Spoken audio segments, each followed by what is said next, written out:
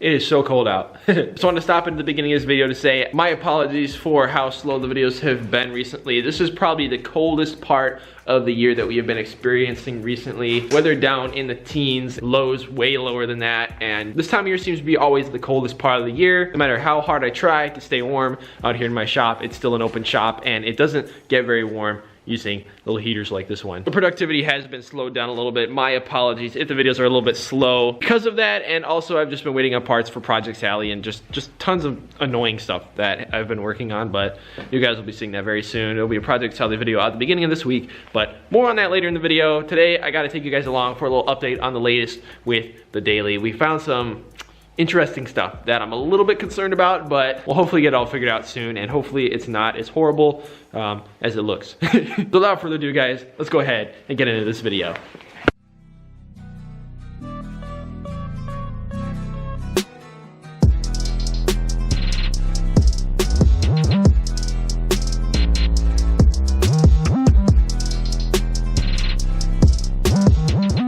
So guys, last year I bought this stupid little siphon pump on a whim at Tractor Supply. It was like 15 bucks. And you can see basically you stick it into any sort of reservoir of gasoline, turn it on with a switch, and it pumps it up through and out this hose, and it works awesome for everything. It's one of the best 15 bucks I ever spent. Not only is it good for doing stuff like that, where if you happen to need to put gas in a car or something, it gives you the ability to without spilling it literally everywhere. It also makes putting it in like lawnmowers and machinery a lot easier than trying to tip a big heavy can over and dealing with those stupid caps that like have to clip a certain way in order to open, and I hate them so much.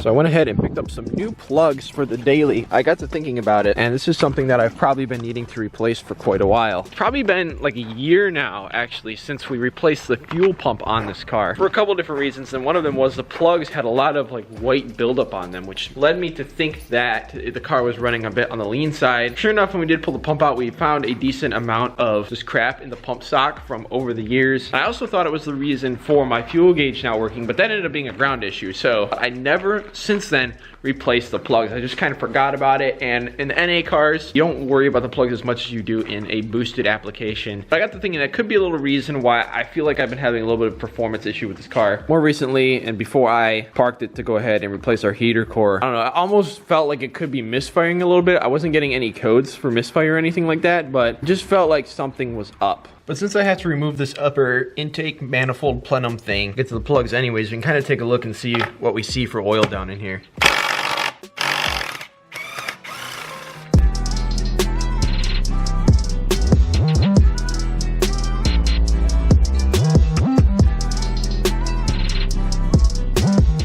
You guys can hopefully see here just how much oil there is everywhere. It's really stinky, like gas and oil down in there. And it actually looks like, hopefully you guys can see, but back in there behind the port in the lower intake manifold, it almost looks like oil could have dripped down and out, and the intake manifold is actually leaking a tiny bit. Could have been causing a vacuum leak and possibly other performance issues as well, if that is indeed the case. This is a newer gasket on this, but you never know. Might need a new gasket here. There's a ton of oil. You guys look over here in the throttle body. There's like a literal puddle of oil there. Down in here in the upper intake, you can see there's a literal just puddle in the middle of oil. Like everything, even where the vacuum lines go in, was covered in oil when I went to take them off. A lot of oil, and I don't know. Before I get too far ahead of myself, let's go ahead and pull the plugs out and see how they look as well. Cylinder number 1 spark plug doesn't actually look too bad at all. There is oil on the threads, but not very much of it. It could honestly be a little bit of oil residue down in here from the valve cover. So far, not too bad. Definitely not as white as I remember them being. Then again, I don't know too much about plugs, so I mean, it looks okay to me at first, but it might not be perfect. Maybe I did replace these a year ago and I just forgot. I don't know. I'm starting to second guess myself a little bit. Cylinder number 2. A little bit more on the white side there on the tip. See if the camera will focus on it. Hopefully that'll focus enough so you guys can see. It's a little bit white on the tip. Nothing too crazy though, but definitely something. Cylinder number 3, less residue on the threads, actually barely any at all. This one is a little whiter than cylinder 2, which is interesting. And finally, cylinder number 4 looks about the same as number 3. There's like a small stripe of black on the arm there, and then it's just about as white, and essentially no residue on the threads. So interesting. And upon quickly looking down in our little spark plug wells with a flashlight, I don't see anything too major. I'm definitely going to get my scope camera and look down in at the cylinders a little closer, but from just a quick little glance down in, it looks like I could see carbon buildup, but other than that, like no glossiness, no standing oil or standing anything down in the cylinder. So far, so good. Just a little closer look here at our plugs. Here's cylinder 1. Just a little bit of a closer look at our plugs here. You can see cylinder 1, tip is fairly black. Number 2 is actually by far the whitest. Then these two have a little bit of white, a little bit of striping going on the side, but nothing too crazy. The electrodes all look okay, but I don't really know any details. I'm gonna do a little research and see what I find out. I wanna make sure that everything is in good health because that oil kind of scared me a little bit. All right, boys, next day we got some new Fel Pro gaskets for the intake manifold. I really want to replace the upper and the lower intake manifold gaskets, but I'm not going to get to that today. Obviously, we have an inspection appointment in just an hour or two, so I'm going to go ahead and throw the new upper intake manifold gaskets in, as well as our new spark plugs. From everything I'm hearing, the plugs that are more on the white side are more normal looking than the ones that are darker. I think there were 2 cylinders that were a little bit darker than the others. Usually that's a sign of the car running a little bit more rich, and I don't know enough about spark plugs to tell you exactly what's going on just by looking at them. A lot of you guys down in the comments are honestly probably more knowledgeable than me at this point. That's why I'm excited to learn more about it, because I just find it fascinating how you can literally read a spark plug. It's so cool. But from what I'm telling right now, there's not too much going on. Those plugs are newer, so they're not too bad. We could be running slightly rich or something, and that could be due to the vacuum leak or something ignition related, but I don't notice what feels like an ignition misfire, and there's no codes being thrown either. It just feels like the car is kind of dead a little bit. So I'm hoping that these gaskets will take care of it. And again, I want to clean out the lower plenum and replace the gaskets as soon as possible. To do that, I'll probably take the radiator out and stuff. I may throw a new radiator in because I'm still not sure if that's seeping a little coolant or not. It might be, but we're gonna throw a new one of them in as well. That'll be in the future, but for right now, let's throw these gaskets in, and we're gonna throw our new plugs in as well. Check the gap on them and just see if that makes any difference, and we'll go from there.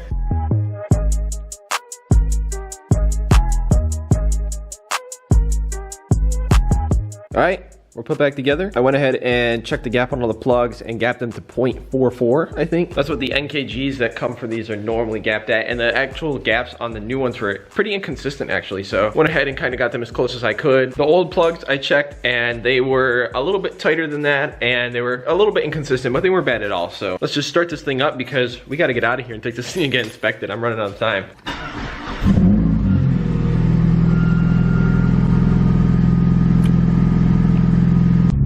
So far, I think it feels a little better actually. A couple of our monitors are still not ready, so I'm just gonna drive it around a little bit before we hit our inspection appointment, but ironic because I'm already late to it actually, but it'll be fine. Man, it feels really good. I think it feels a little bit better, so I'm wondering if maybe that intake manifold leak was indeed our issue, but I guess we'll see. And again, I still want to replace that whole manifold soon, but we'll be doing that as soon as I get some of the other parts in the mail that I need to justify taking that all apart.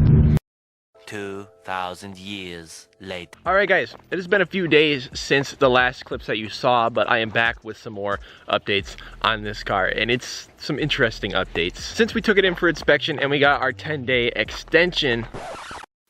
Oh, hello there.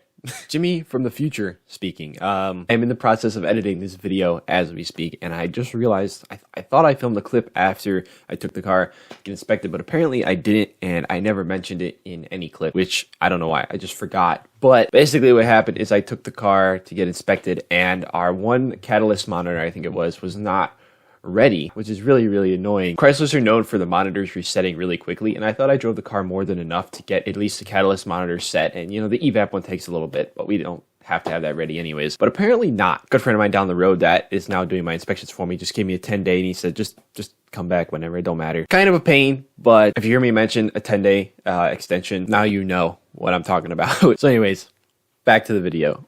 I've been driving the car around a little bit and doing some, daily things. She's been running all right, but still, just something about this car seems a little sluggish to me. Even though we replaced the valve cover gasket, that did seem to help. I don't know. But again, she's still running good, but I've still just been really concerned about the oil that we found in the intake and literally puddled in our throttle body, and it just couldn't keep that out of my mind. So I've been kind of researching on and off, and I thought about doing another compression test just to make sure that the car is okay. Because you guys might remember, I'll show some clips of it, but we did one a while back. It's probably been like a year now, maybe longer, but we did a little compression test on this car and it was okay. Some of the cylinders were down a little bit compared to others, but the numbers were still perfectly fine, especially for the mileage. But I thought about doing another one since it has been a year and I don't know if, you know, anything could have started to go wrong in this car over the past year's time, even though I've kept my eye on the oil level and, you know, done regular changes and just made sure that this car stayed in good routine maintenance so that we don't cause any more damage to it. So it has been good so far, but ironically, just the other day I was driving back up my road and you guys might remember Joel, good friend of mine, and he's actually my cousin Gwen's boyfriend, and they've been both in some videos in the past. We did some videos where we worked on his truck, we threw new lights in it, and those actually were really funny. They ended up getting behind me on our way out of town, so we were messing around, you know, going the speed limit of course, but you know, I was gassing it and you know, we were kind of messing with each other, and I pulled off when I got to their house and was talking to them for a little bit, and he said, "Man,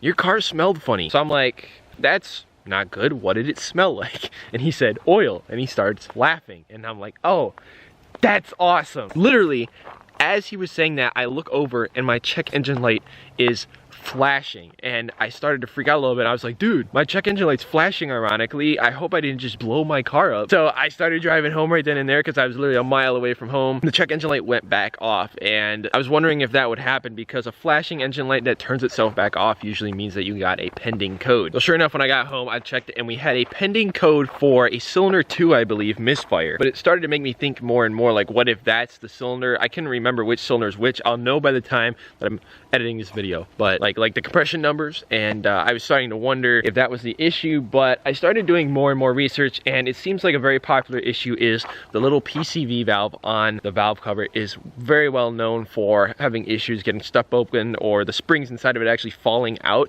and falling into the baffles in the valve cover, which is kind of sketchy. And it's just known for causing issues very similar to what I seem to be seeing with this car, especially with all the oil that we're finding in the intake. By the way, PCV stands for positive crankcase ventilation, and there's a hose that runs from the valve cover over here on the left around to the intake. I'll show you guys in just a second, but there's a little valve in there that kind of keeps the pressures going the right way. When that goes out, sometimes you'll have, you know, a lot of just weird issues like that. So that being said, I'm wondering if that's the issue. I went ahead and ordered a PCV valve because I didn't have one in the store right near me. So Napa's gonna have one in for me tomorrow morning, and then we're gonna be replacing it. But in the meantime, we got a few things to do. We need to clean the interior on this because it's disgusting. I also need to put a few more of the panels that I have neglected to put in yet because I haven't cleaned it yet. And just gotta kind of finish things up a little bit and finalize them. And that is what we're gonna do tonight. So I'm gonna go ahead and get this car inside. We'll do that, and I'll also show you guys that PCV valve.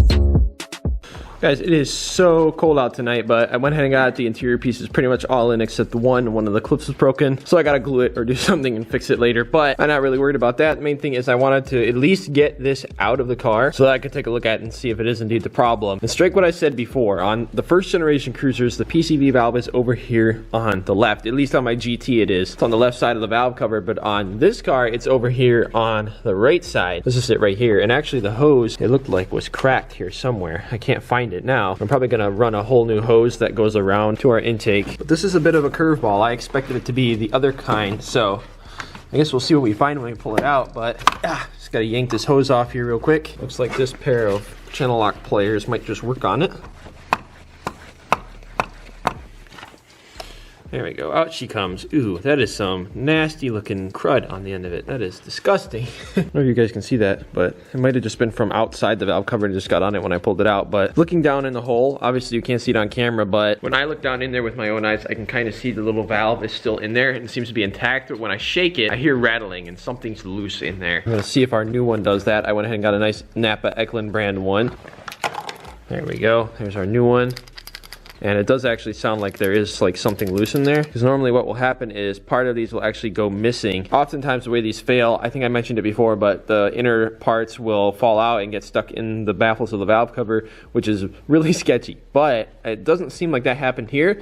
Actually, what I'm noticing now is when I shake it, it barely rattles at all. And this one, when I shake it, I can hear the valve or whatever moving around in there. So maybe this one's just got gummed up and it's stuck open, possibly. I don't know, it's kind of hard to tell just by looking at it, but that hopefully swapping that out will do something, as well as fixing our hose. We've got some diagnosing to do with this car still. I'm gonna get it fixed up here in the next couple days and bring it back over to get inspected and get that all taken care of. So you guys are gonna have to stay tuned. I'm gonna leave you on a little bit of a cliffhanger, but I wanted to put this out first and keep you guys up to date because I didn't really have too much else finished content to put out right now because I've been waiting on parts for Project Sally, which we've already started getting in the mail. So actually tomorrow I'm gonna be filming a very exciting video with that car. We'll be coming out with that at the beginning of this next week. And you guys will get another update and final results of everything on this car later next week probably. We've got a bunch of Project Sally stuff and we do have a few things to do with the GT, but that's just kind of on the back burner for now while we take care of these other projects. And I got updates on some of the other cars around here too. Some of them that aren't mine, which should be fun. But anyways guys, I guess that's where I am gonna wind this down. I hate to cut it short like this, but you guys got some cool stuff to look forward to, and I know you like staying up to date on the latest, even if it's just little stuff like this. So here's your answer to what's going on with this car. Thanks again for the support guys. Hit the thumbs up button if you did enjoy. Comment down below if you have any questions or any thoughts on anything you saw here. And I will see you guys in the next video. God bless and peace out.